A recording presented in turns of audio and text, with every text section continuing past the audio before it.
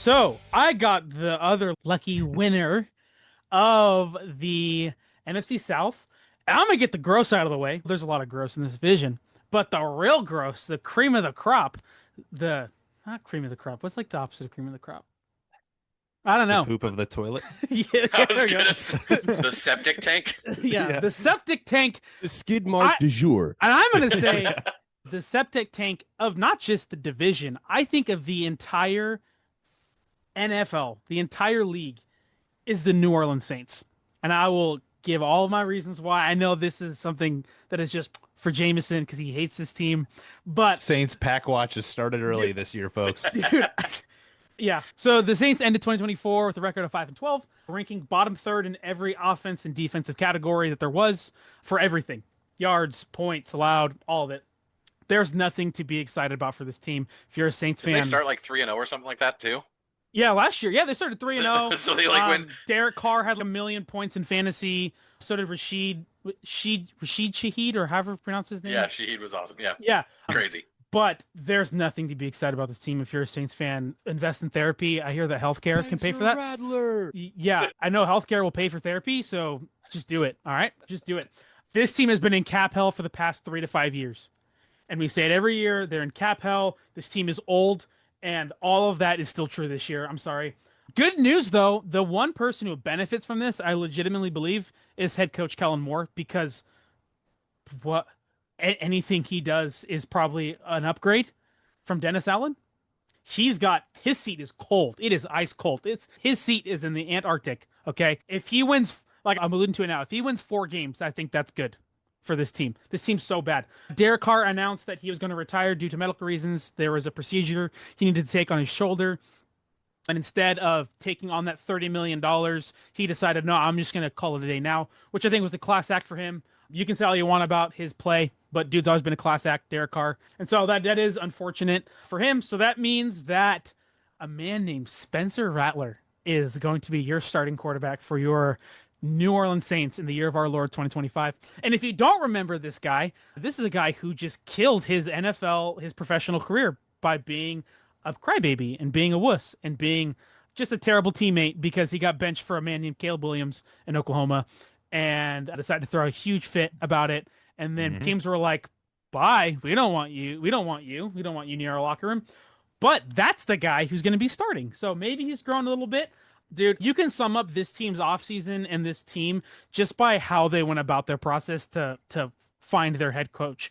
They were the last team to do it. They were waiting on Mike Vrabel, who it was the most obvious thing ever that he was going to go to the New England Patriots. But they're like, I don't know, he might come here. A team with just no cap space, old players, terrible management for our GM, Mickey Loomis. He might come here. So they decided to hold off on that. And then also we're hoping for Mike McCarthy. And again, if you're hoping for Mike McCarthy, whew, yikes. Yeah. So because of that, they had no options. They were the last team to do it. They were holding off on all of these things. Mike McCarthy also made the right choice to not go here. And so it went to Kellen Moore. There are a few names in consideration like Joe Brady, Cliff Kingsbury, but they just decided to not interview, which was again smart by them. Guys, this team's going to be bad for a few years. This is rebuild time. I would argue they have the least amount of talent, even more than even the Titans, because the Titans at least have some optimism with a first-round pick. The Saints have nothing. Like, they got Chris Olave. Alvin Kamara can still play, but he's getting older. Cam Jordan, like, how many years this guy got left? Like, they got nobody, dude. Like, they got nothing. They're talentless. I will say that in the draft, they did address a need. They ranked last in PFF and pass blocking grade last season, so they're looking to Kelvin Banks, their first-round pick, to be a part of that solution. He definitely protected his quarterbacks in Texas, earning an 89.9 grade at PFF. That was the 4th among qualified tackles last year in college football. And again, the Saints have this tumultuous quarterback position. Chris Olave is still going to get his. In terms of fantasy, he's still going to get his. You like the bad teams that have, wide receivers on bad teams. That's still valuable for you in fantasy. And I will say that, like, they did also bring back Brandon Cooks for some credible depth. Again, that's all it is, depth. So their wide receiver room is their bright spot. Yeah, and that's a bright spot because of how terrible the rest of this team is. And honestly, looking at their schedule, there is not a single game this year that I would pick them to win. Not a single game. I think this team... No, I would not take them over any of the. Let's look at this. I didn't put it all in there, but there is not a single game that I would pick the Saints over their prospective opponents. Yeah. Dude, that game, look at this. I'm looking at it now. They play the Cardinals, the Niners, and the Seahawks and the Bills to start. So those are four losses right there. I have an answer for you. I have an answer for you, Grant. What? According to Vegas, the Saints are only favored in one game this season, and that's the New York Jets. Oh, okay. The New York Jets at home. Yeah. Who might be the only team with a worse quarterback scenario than the Saints. Okay, but look at 1, 2, 3, 4, 5, 6, 7, 8. The first 9 games, they play the Cardinals, the Niners, the Seahawks, the Bills, the Giants, the Patriots, the Bears, the Bucks, and the Rams. Give me one of those games that you think they're going to win. Then they play the Panthers, then the Falcons. Well, that's where it gets a little better. It gets interesting, but division rivalry games are a thing. Yeah, maybe you split a Panthers game. You win the home game. They're going to get up and get the Panthers and the Falcons or something. How about the Titans game towards the end of the season? I still would probably take the Titans. Like, to me, the most confusing thing about this whole Saints piece, and if you were a betting man, I would be absolutely hammering this.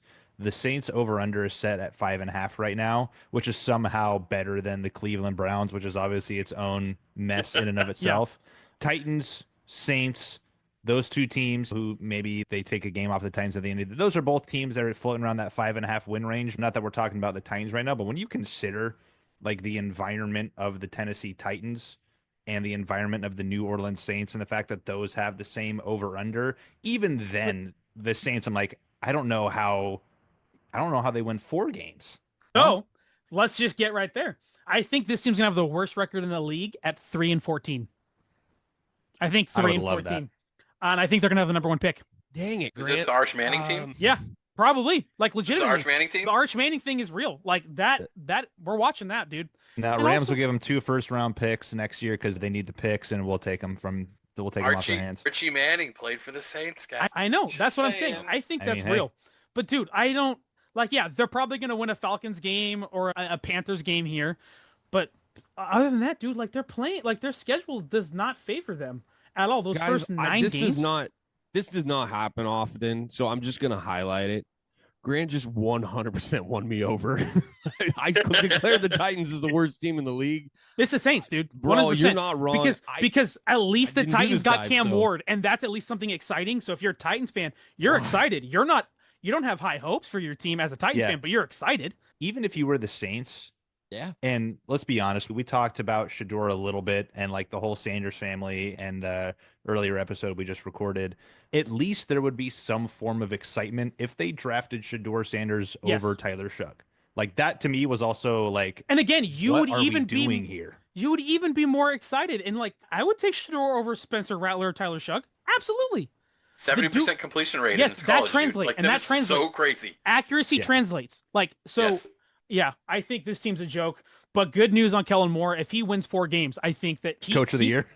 Winning 4 games with that roster is like the biggest accomplishment. It's so bad. Chris Olave is the only thing you have to look forward to.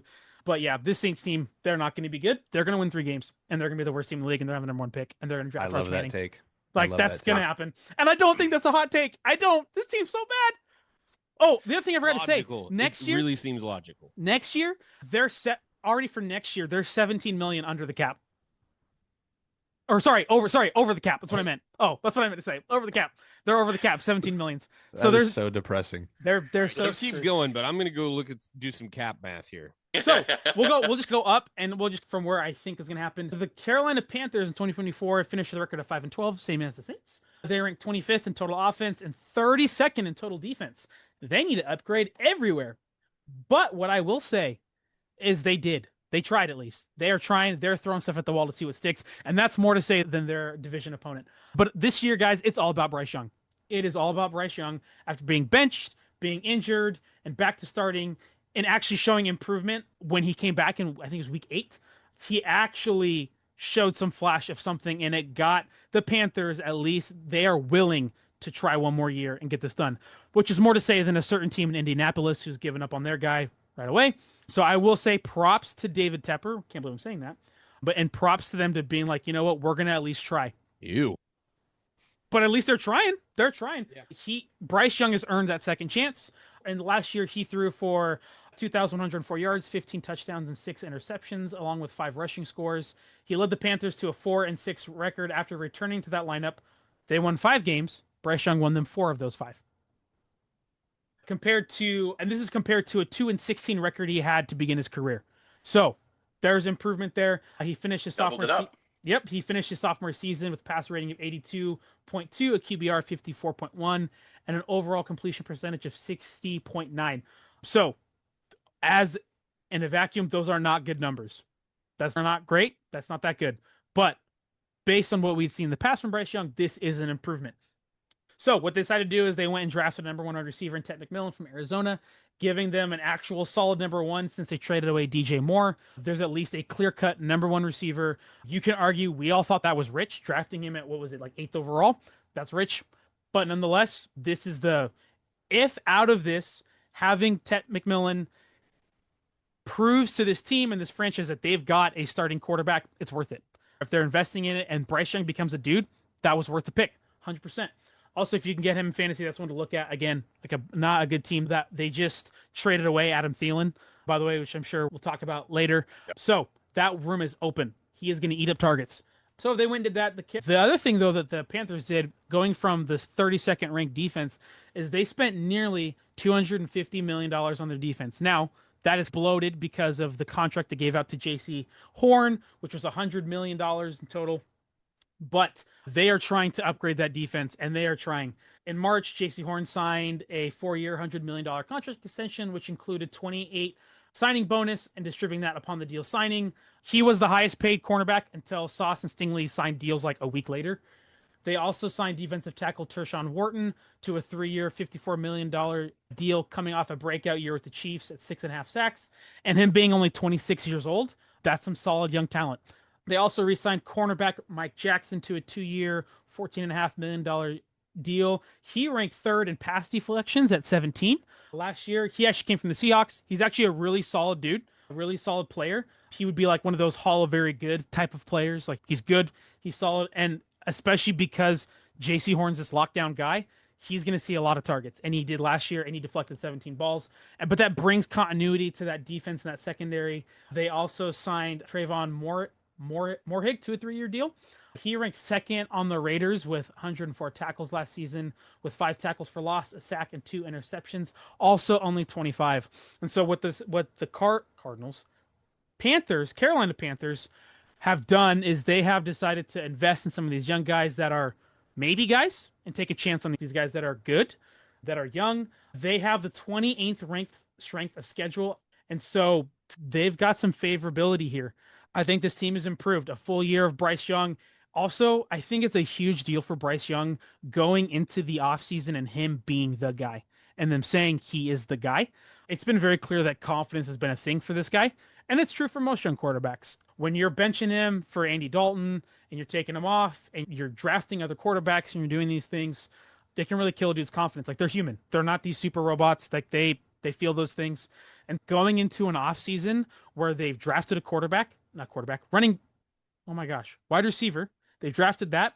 They're investing. Eventually, we're going to hit the right position. I'll get there eventually. But doing that and signing some of these young defensive players, taking chances on some guys that are primed for potential breakouts and arriving, I think is really smart for this team. It's the way to go. You spend money on the defense, you draft on the offense, and I think this team has a shot to win 8 games. I have them at 8 and 9. I think them having an easier schedule, and I think the natural progression for Bryce Young, this team will go as far as he does. But I think 8 and 9 is a fair prediction for this team this year. Alrighty. Next up, we've got the Atlanta Falcons. The Falcons went 8 and 9 last year. Placed them 2nd in the NFC South Division. They ranked 13 in points on offense. 13th in points for and 23rd in points against. So much like the Panthers, this team's like in a similar boat. It's about, what do we got at quarterback? Michael Penix, is he the guy of the future? The decision to draft Penix was much made fun of on this show when we had the live stream and we watched this happen after they just dumped all this money in Kirk Cousins. But this might actually been the smart move, because maybe they're like, this guy, Kirk Cousins, and so they went and drafted this guy, and at least they have an answer. Maybe they at least are not questioning. Yeah, interjecting just really quickly though, we were not against Michael Penix. No, Never. I've said it, and I will still say it, and I'll talk a little about it. But I thought that he was the best thrower of the football in that draft. I in remember that the class. quote. Yep. But it wasn't. That's not the issue. It was that they just paid all this money, an absorbent amount of money, to Kirk Cousins, money. And then they drafted him at the 13th pick or ninth pick, right? Ninth pick. Yeah. They jumped up and got him at 9.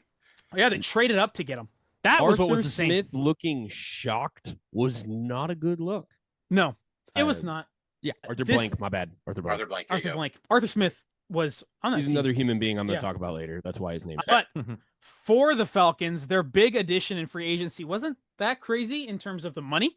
They signed Leonard Floyd, linebacker, to a 1-year deal for $10 million.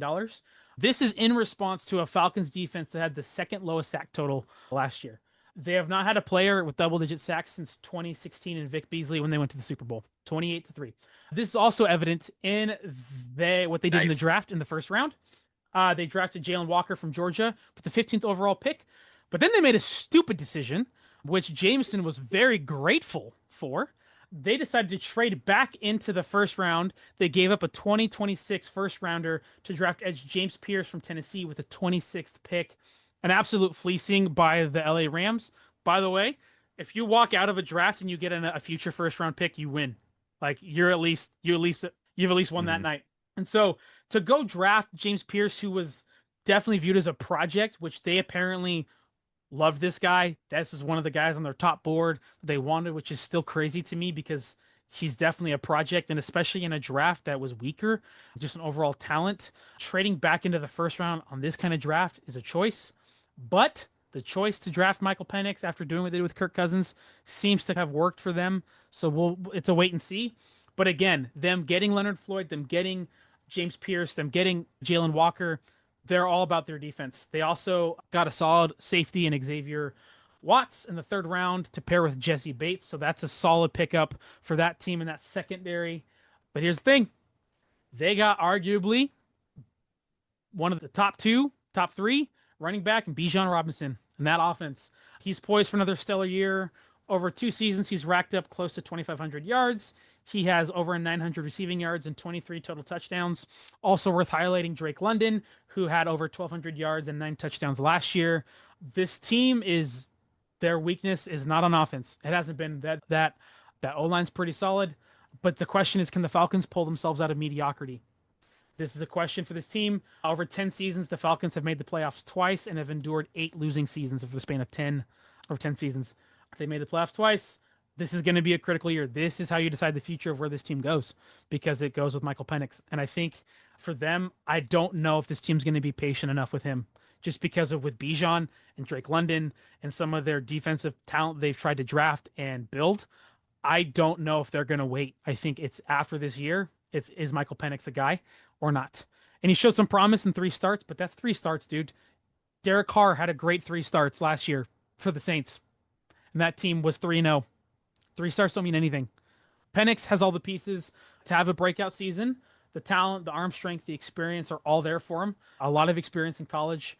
I think, though, what I'm going to say, not because we were doing this, but this is a team I am planting my flag in that I think this team is going to make some noise, and they're going to push the Bucs for the division. I do, and I think they're going to win 9 games. I think they'll go 9-8, and I think they're going to push the Bucs for the division, because going on to the Bucs, I'll say it this way. Well, hold on real quick. Yeah. Is this you're waiting for this team is really waiting for Kyle Pitts and Drake London to be the guys they were drafted to be? I think the time's over for Kyle Pitts. With Penix, right? No, I think Kyle Pitts I think he's there because he's there, but I'm out on this guy. Kyle Pitts is not a dude. But I would say Drake London's proved it. 1,200 yards, 9 touchdowns. Yeah. Drake London's the guy.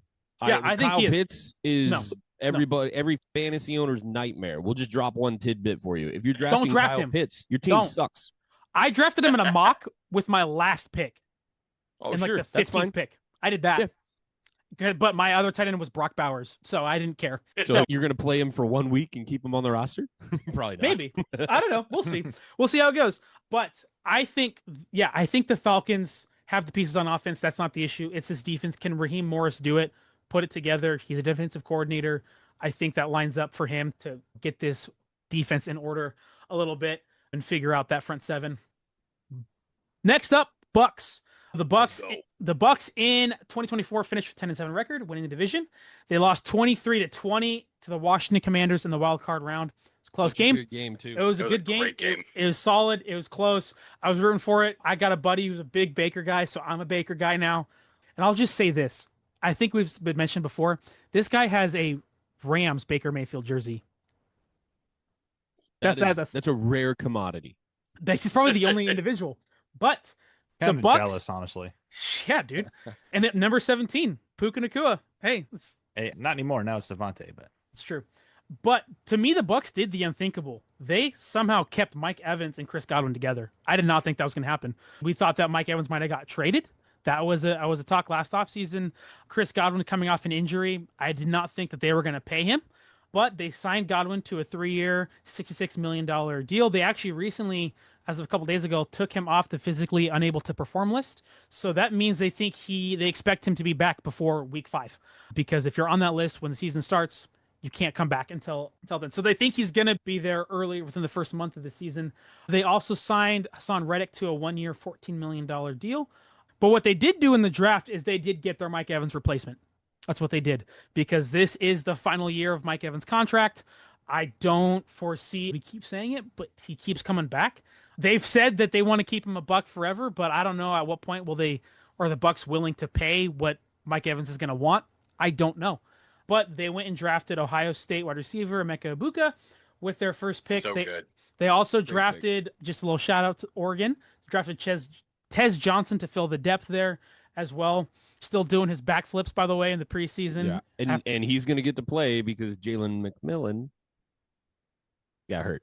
Yes. Yeah. Yes, he did get hurt. And also I don't imagine that Chris Godwin's coming back week 1. He's probably week 3, week 4 is most likely where that's going to be. So he will have some playing time there. Last year, the Bucks defense ranked 18th in total yards, giving up 342 per game. They finished 4th best in run defense in the NFL, but their struggle was significant in the pass. 4th worst ranked pass defense, allowing that 342. And that showed in their draft, apart from the 2 wide receivers they picked in Egbuka and Tez Johnson, the other 4 picks they had were on the defensive side of the ball. They drafted Benjamin Morrison in the 2nd round. That was a corner, another corner, and Jacob Parrish in the 3rd round. Edge, David Walker, another edge, and Elijah Roberts. So they went 2s. Is what they decided to do. This team is largely unchanged from last year. Bucky Irvin is going to be their guy. Showed up. He's awesome. Draft him. Draft him, absolutely. Mm-hmm. He showed up. Here's the issue with this team. That schedule's not pleasant. It's not a good schedule for them.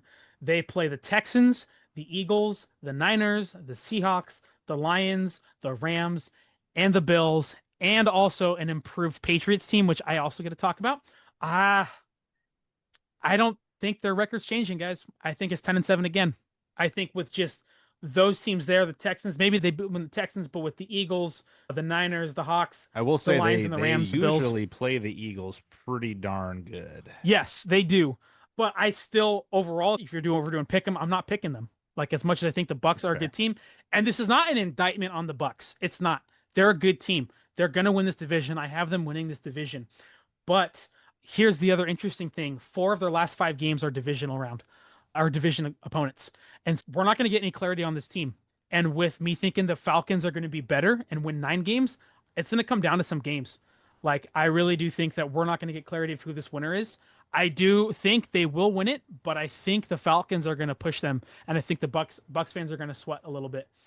I think this division overall. I do want to remind you that this division came down to the last week last year. Yes. Because if the Falcons had won against the Bucks the last week, Yes. they'd have been tied, but they'd have had the tiebreaker. Yes. So it was that close last year. Yes, it was And that both close. these teams got better, right? Yep, I think the Panthers are better, and I think the Falcons are better. Just with having continuity makes the Falcons better. And this schedule's too tough for me to look past to give them more than their win total last year. So I think they're Where's going their offensive coordinator? Yep, he is in Jacksonville. So I do think this team they're largely unchanged. I just don't think that it's enough with that schedule with losing Liam Cohen. I don't think they're going to increase their win total from last year. They're going to go 10-7. Yeah, I worry about those first few weeks. You know, I think the Eagles having week 2. Godwin's a loss. You're 2 wide receivers down that you were expecting to be in your top 4. You're down half of that as 49er fan. I know how that feels. We'll get there. And yes, you have your running back who looks amazing. Your running back stable is good. Your quarterback has done nothing but succeed in that starting role. And that offense isn't going to change a ton in terms of scheme, though you do have a different play caller in there. They're not moving away from format. Nope. But yeah, like those first few weeks going to be rough. You're going to be playing pickup ball. I think that's a good call on the win total. I really do. Yeah. I think it makes a lot of sense when there are all four in there, okay, like when they get it to Mike Evans and Godwin, when they've got, oh my gosh, Ohio State hit me, Ibuka. Thank you, Emeka Ibuka. and as well either Tez Johnson or Jalen McMillan. Okay, I know McMillan's got a little more experience, but obviously, he's not available. They're rocking all four, dude. That's scary. It really is, but they need them all in there. Godwin's a linchpin for that offense. Mike Evans has to take double coverage when Godwin's not out there. And not that Mike can't beat a double cover, but he's not going to do it every single play. No, I think that's a really good assessment, dude. Like, I really do. I agree with the win total. That makes a lot of sense. And just for synopsis, I got the Bucs 10-7, Falcons at 9-8, Panthers at 8-9, maybe 7-10, but they're close in there. And the Saints at 3-14, baby. And real quick note on the Bucs too, and I think makes sense considering it's more of a schedule thing with their wins than anything. I certainly think that this is a team that is going to win their division, so they're going to be in the playoffs, and it's still not a team that you can look at and be like, oh, 10-7 playoff team, we're just going to waltz in here and take care of business. That's still not really a team you want to see in the playoffs, all things considered. No. So especially if they're healthy. Exactly. If defensive players, if that secondary gets figured out a little bit, that's been a little up in the air. I know with some injuries post their Super Bowl win, but when they're there with Winfield and some of those other guys, like and if they're these corners hit like they drafted, you still got someone like Vita Vea right there in that on that front seven. You got some dudes. I know I said this last year and I was like half a game off, but I think the Falcons take it. I said it last year. I thought the Falcons might take it right there at the end of the year. I think it's going to be something similar this year where they're going to come down to the last wire. And the Falcons, with an improved Penix and an improved defense, I just think they have the schedule. They have the schedule. They have the schedule. It's really what it comes down for me. My thing is I still go, I don't know. I'm not going to trust Penix over Baker. And that's where I go. That's fair. Yeah, that's fair. I think sometimes it is easy to forget, though, that last year the Falcons were 6-3, and just like a generational bedwetting from Kirk Cousins basically sold them that division. And again, not to take away anything from the Bucs last year, because Baker was absolutely going off, and that offense was humming, and the defense was okay. But like again, to Mike's point, like last year they probably should have won the division. But then the Kirk Cousins effect happened. Yeah, for sure. Yeah. Cool. So that is a wrap on the NFC South. We are looking forward to continuing to break down every division in the NFL. So continue to tune in day to day as we ramp up for the NFL season. We'll see you on the next episode.